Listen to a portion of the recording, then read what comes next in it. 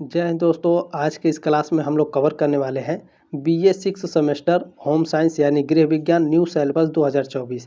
यानी दोस्तों BA 6 semester के होम साइंस यानी गृह विज्ञान में 2024 के एग्ज़ाम में आपको क्या पढ़ना है, आपके एग्ज़ाम में क्या आने वाले हैं, इंपॉर्टेंट टॉपिक क्या होंगे, इन सब के बारे में कवर करेंगे। दूसरी बात देखिए, ये पेपर 1 है और पेपर 2 दोनों एक ही क्लास में हम लोग डिस्कस करेंगे। पेपर 1 पेपर 2 में आपको क्या पढ़ना है दोनों एक ही क्लास में होंगे, क्योंकि दोस्तों जो क्लास है वो थोड़ा लंबा होगा। क्यों लंबा होगा क्योंकि इसमें पेपर 1 पेपर 2 दोनों एक ही क्लास में डिस्कस करेंगे, तो धैर्य बना के रखिएगा, ठीक है।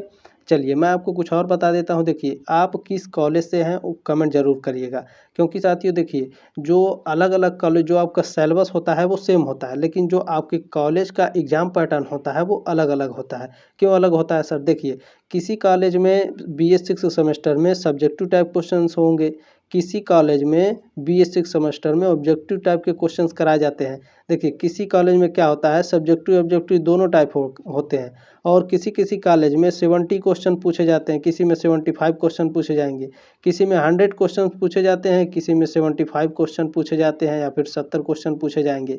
इसलिए दोस्तों कमेंट करिएगा, जिस कॉलेज से जैसा एग्ज़ाम होता है, जैसा पैटर्न होता है, उसी के हिसाब से तैयारी कराई जाती है, ठीक है। तो कॉलेज का नाम ज़रूर कमेंट करिएगा, उसी के हिसाब से उसी के अकॉर्डिंग तैयारी कराई जाएगी, ठीक है। और तीसरी बात देखिए, जो आपका सिलेबस होता है दोस्तों, ये आपका इंग्लिश में, ठीक है, इंग्लिश में आउट होता है, इसलिए आपको समझने में थोड़ा दिक्कत होता है। तो बिना सिलेबस को समझे आप तैयारी नहीं कर सकते हैं। जब तक आपको सिलेबस नहीं समझ में आएगा आप कुछ भी पढ़ नहीं पाएंगे सही से, ठीक है। तो यहाँ हिंदी और इंग्लिश दोनों भाषाओं में तैयारी बढ़िया से आपको काफ़ी अच्छी तरीके से बताया जाएगी। पेपर 1 पेपर 2 हिंदी और इंग्लिश में दोनों बताया जाएगा दोस्तों, ठीक है। चलिए थोड़ा धैर्य बना के रखिएगा, कमेंट जरूर करिएगा आप किस कॉलेज से हैं, ठीक है।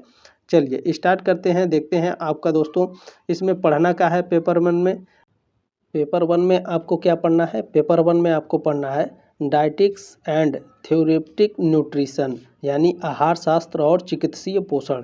देखिए, ये आपके पेपर का नाम है, एडमिट कार्ड पर यही लिखा रहता है, हिंदी में नहीं लिखा रहेगा, इंग्लिश में ही एडमिट कार्ड पर लिख कर आता है दोस्तों, याद रखिएगा, ठीक है। तो पेपर 1 में आपको यही पढ़ना है। इसके अंतर्गत 8 यूनिट आते हैं, ठीक है, 8 यूनिट आएंगे, 8 यूनिट के बारे में हम लोग चर्चा करेंगे, ठीक है। चलिए स्टार्ट करते हैं, देखते हैं पहले यूनिट में क्या है। देखिए, पहले यूनिट में आपके 5 टॉपिक कवर किए जाएंगे, ठीक है। यूनिट 1 में आपको इंट्रोडक्शन पढ़ना है, यानी परिचय। इसके अंतर्गत आपको 5 टॉपिक पर दोस्तों, 5 टॉपिक के ऊपर आपको परिचय कराया जाएगा। किसके ऊपर सर? तो देखिए, पहला जो टॉपिक है आपका definition of health dietetics and theoretic nutrition, यानी दोस्तों जो स्वास्थ्य, आहार शास्त्र और चिकित्सीय पोषण की परिभाषा है, इसके बारे में जो इसका परिचय है उसको हम जानेंगे, ठीक है। इसमें दोस्तों दूसरा आपका क्या है, दूसरा टॉपिक है इम्पोर्टेंस ऑफ डाइट थेरेपी, आहार चिकित्सा का महत्व। तीसरा टॉपिक आपको क्या इसमें कवर करना है, इसके बारे में जानना है facts about fast food junk food, ठीक है। फास्ट फूड जंक फूड के बारे में जो तथ्य हैं इसके बारे में हम लोग जानेंगे परिचय वाले में, यूनिट 1 में। ये क्या होते हैं फास्ट फूड जंक फूड? तो आप लोग जानते होंगे, चाउमीन, बर्गर, पिज्ज़ा, ये सब मोमोस, ये सब क्या है, इसे सोलो पॉइजन एक तरह से बोला जाता है, ठीक है।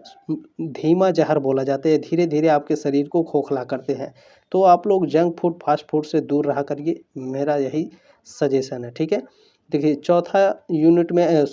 चौथा जो आपका टॉपिक है इसमें कवर किया जाएगा ऑब्जेक्टिव्स ऑफ थेरेप्यूटिक डाइट, यानी चिकित्सीय आहार के उद्देश्य।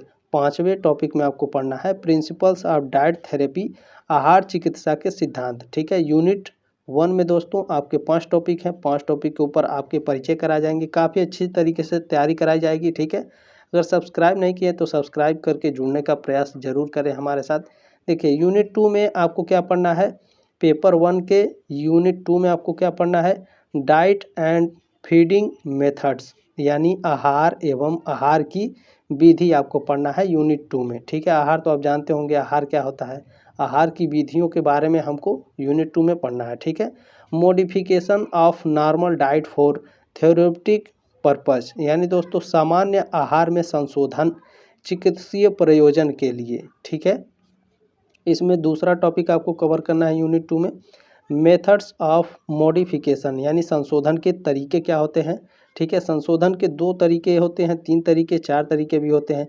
कौन कौन से होते हैं देखिए, संशोधन के 2 तरीके इसमें होंगे आपके। On the basic of nutritions यानी दोस्तों पोषक तत्वों के आधार पर, और बेसिक ऑफ कंसिस्टेंसी जिसे बोलते हैं स्थिरता के आधार पर, ठीक है। तीसरा इसमें आपका जो टॉपिक रहेगा डिफरेंट फीडिंग मेथड, ठीक है। खिलाने के विभिन्न तरीके यानी खाना खिलाने के क्या क्या तरीके हो सकते हैं साथियों, इसके बारे में आपको जानकारी दी जाएगी, ठीक है। तीसरे टॉपिक में आपको खिलाने के विभिन्न तरीके कौन से हैं, ओरल फीडिंग जिसे बोलते हैं मौखिक भोजन, ट्यूब फीडिंग यानी ट्यूब आहार, ठीक है। चलिए अब यूनिट 3 में आपको क्या पढ़ना है, पेपर 1 के यूनिट 3 में आपको क्या पढ़ना है साथियों, एनर्जी मेटाबॉलिज्म, ठीक है, ऊर्जा उपापचय। इसके अंतर्गत कई टॉपिक हैं, ध्यान दीजिए। पहला टॉपिक आपको क्या कवर करना है, the calorific value of food, ठीक है, भोजन का कैलोरी मान, ठीक है, यूनिट 3 के आपको इसमें कवर करना है। दूसरे आपको जो टॉपिक कवर करना है, तीसरे यूनिट के दूसरे टॉपिक में आपको कवर करना है measurement of energy exchange in body, ठीक है, शरीर में ऊर्जा का विनिमय मापन, ठीक है। इसमें 2 आपके टॉपिक आएंगे, ठीक है। कौन कौन से, जो डायरेक्ट कैलोरीमीटर और इनडायरेक्ट कैलोरीमीटर, यानी दोस्तों प्रत्यक्ष कैलोरीमीटर और अप्रत्यक्ष कैलोरीमीटर, ये आपके यूनिट 3 के जो टॉपिक है उसमें दूसरे टॉपिक में आएगा, ठीक है। काफ़ी आसान तरीके से समझाएगा जाएगा, ठीक है।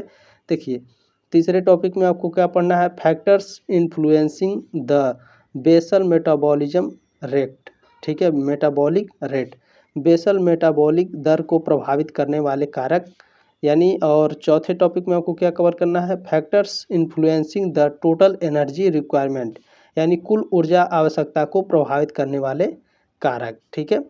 चलिए पेपर 1 के यूनिट 4 में आपको क्या पढ़ना है भैया, पेपर 1 के यूनिट 4 में आपको पढ़ना है डाइट ड्यूरिंग फॉर एवर, ठीक है, सॉरी फीवर्स, यहाँ फीवर है यानी बुखार, diet during fevers and infections, बुखार और संक्रमण के दौरान आहार क्या क्या देना चाहिए, यानी दोस्तों जो अगर बुखार होता है, ठीक है, ये संक्रमण होता है जिसे इन्फेक्शन बोलते हैं, उस समय अपने परिवार को किस तरह से कैसा भोजन देना चाहिए उसके बारे में डिस्कस करेंगे यूनिट 4 में, ठीक है। इसमें टॉपिक कौन कौन से हैं, इंट्रोडक्शन ऑफ फीवर यानी बुखार का परिचय, बुखार 2 प्रकार के होते हैं, एक्टिव फीवर और कॉर्निक फीवर यानी तीव्र बुखार, ठीक है, यानी तीव्र ज्वर जिसे बोलते हैं, और जीर्ण ज्वर, ठीक है। इन दोनों बुखार के बारे में हम लोग डिस्कस करेंगे यूनिट 4 में, ठीक है। चलिए इसमें दूसरा टॉपिक हम लोग कवर करेंगे importance change in nutrition during fever, बुखार के दौरान पोषण में महत्वपूर्ण परिवर्तन। और तीसरे टॉपिक में मॉडिफिकेशन ऑफ द डाइट, ठीक है, डाइट आहार में संशोधन यानी आहार में हमको बुखार में क्या देना है क्या नहीं देना है, इन सब के बारे में हम लोग डिस्कस करेंगे यूनिट 4 में, ठीक है।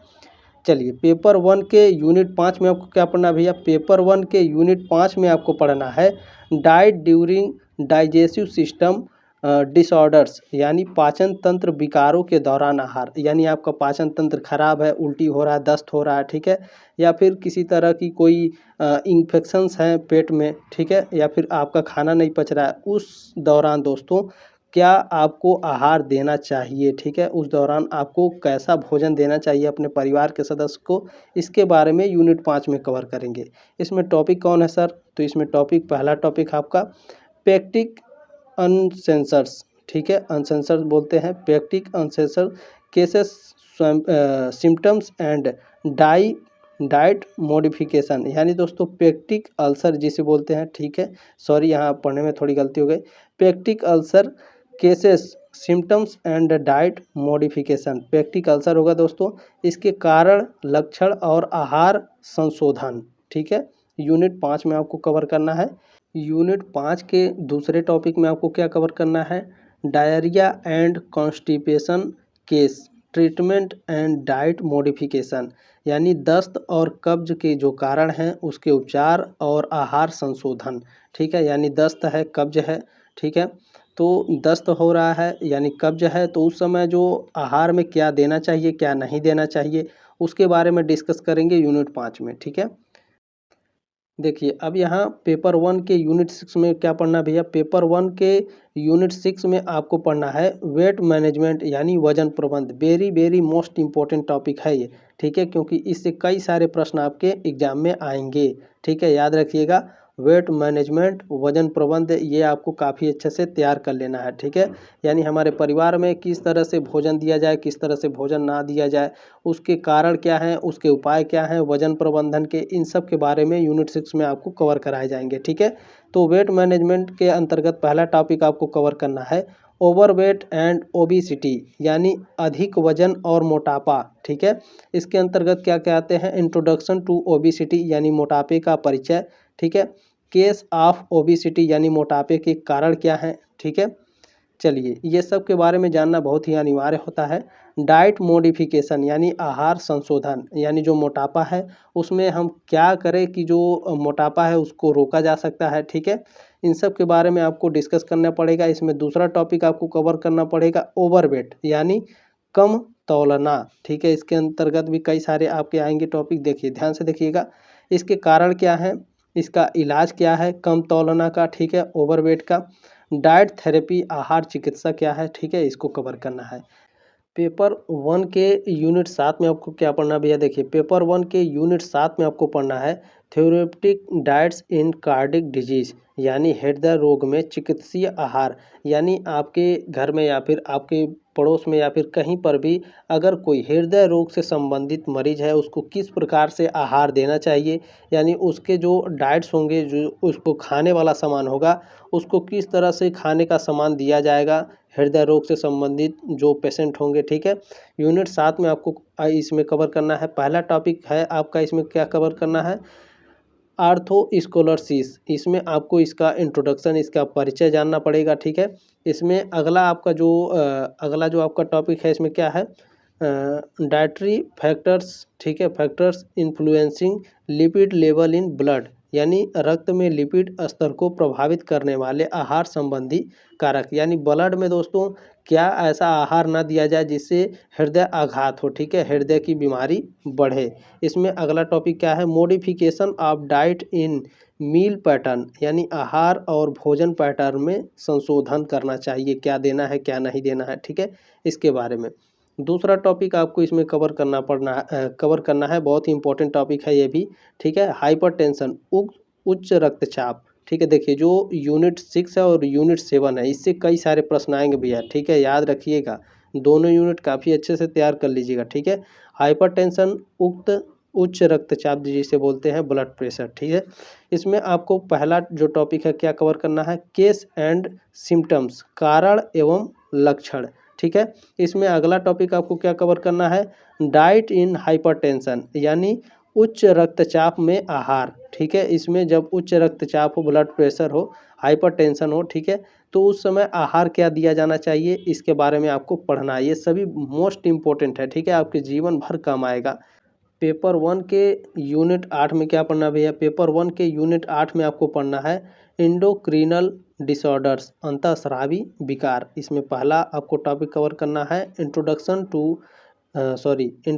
टू एंडोक्रिनोलॉजी, ठीक है, एंडोक्रिनोलॉजी का परिचय आपको पढ़ना है। पहले टॉपिक में आपको कवर करना है यूनिट 8 के दूसरे टॉपिक में आपको क्या कवर करना है, various endocrine gland and their functions, thyroid, ठीक है, थायराइड एंड्रिनल एंड पैनक्रियाज, विभिन्न अंतःस्रावी ग्रंथियां और उनके कार्य, थायराइड, अधिवृक्क और अग्नाशय, ठीक है।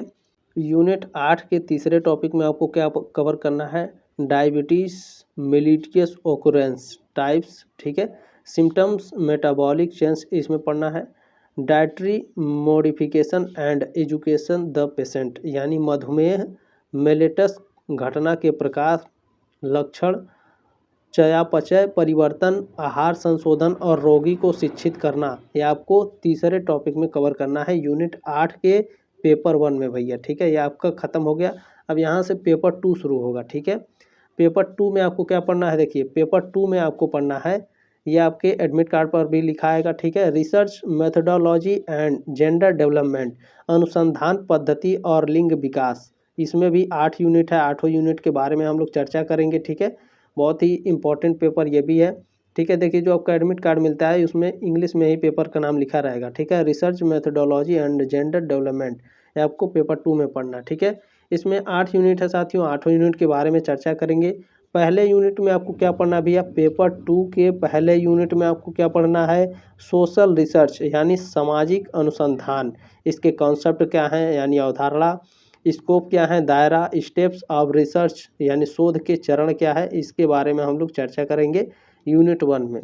अब पेपर 2 के यूनिट 2 में क्या पढ़ना है, ठीक है। पेपर 2 के यूनिट 2 में आपको पढ़ना है सैम्पलिंग, सिंपल जिसे बोलते हैं, सिंपल दिखा दीजिए, ठीक है। उस तरह से सैम्पलिंग जिसे नमूनाकरण बोलते हैं, यूनिट 2 में आपको कवर करना है। Concept, techniques, principles and limitations of simple, ठीक है। नमूनाकरण की अवधारणा, तकनीक, सिद्धांत और सीमाएं यूनिट 2 में आपको कवर करना है। देखिए पेपर 2 के यूनिट 3 में आपको क्या कवर करना है भैया, डाटा कलेक्शन यानी डेटा संग्रह, ठीक है। इसमें पहला टॉपिक क्या है, सोर्सेस ऑफ डाटा कलेक्शन, ठीक है, यानी डेटा संग्रह के स्रोत क्या हैं। प्राइमरी एंड सेकेंडरी, प्राथमिक और माध्यमिक डेटा संग्रह, ये आपको पहले टॉपिक में कवर करना है यूनिट 3 के। यूनिट 3 के दूसरे टॉपिक में आपको क्या पढ़ना है, टूल्स ऑफ डाटा कलेक्शन यानी डेटा संग्रह के उपकरण क्या है, ठीक है। इंटरव्यू शेड्यूल यानी साक्षात्कार अनुसूची, ऑब्जर्वेशन जिसे बोलते हैं अवलोकन, क्वेश्चनरिंग मेथड्स ऑफ डाटा कलेक्शन, प्रश्नावली डेटा के प्रश्नावली डेटा संग्रह के तरीके, ये आपको पेपर 2 के यूनिट 3 में कवर करना है, ठीक है।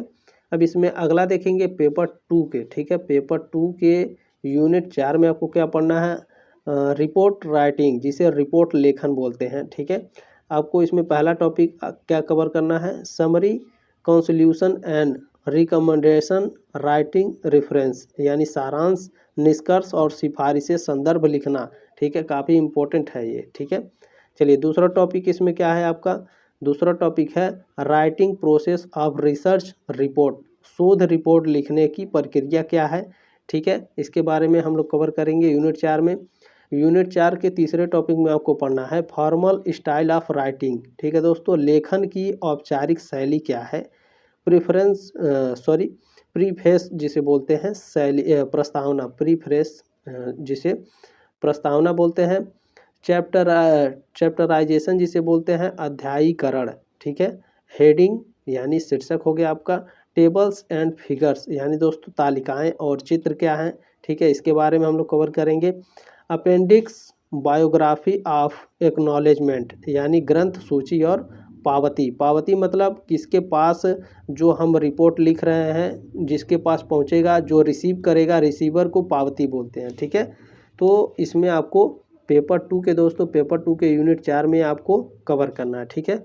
चलिए पेपर 2 के, ठीक है, पेपर 2 के यूनिट 5 में क्या पढ़ना है भैया, वोमेन इन डेवलपमेंट, विकास में महिलाएं, याद रखिएगा ये यूनिट 5 जो है काफ़ी इंपॉर्टेंट है, वेरी वेरी, इससे कई सारे प्रश्न आएंगे, ठीक है। चलिए इसमें आपको क्या पढ़ना है भैया, कैपेसिटी बिल्डिंग फॉर वोमेन, महिलाओं के लिए क्षमता निर्माण।